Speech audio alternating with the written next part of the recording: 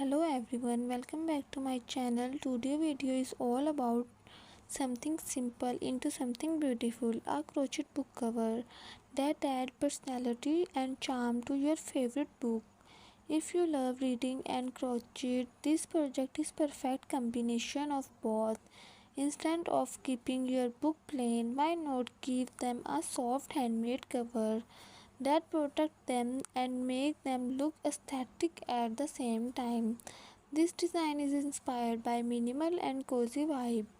I use soft yarn with a clean stitch pattern to keep it elegant. You can customize it however you like, add a button, a small pocket for bookmaker, or even use initial for a personal touch. The best part is that this project is beginner friendly. With just basic stitches you can create something that looks stylish and unique.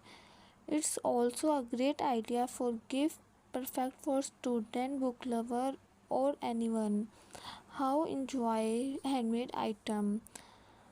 Crochet book cover are not just practical, they are also way to express your creativity. You can match them with your room decor, your bag or even your mood. I hope this idea inspires you to try something new and fun.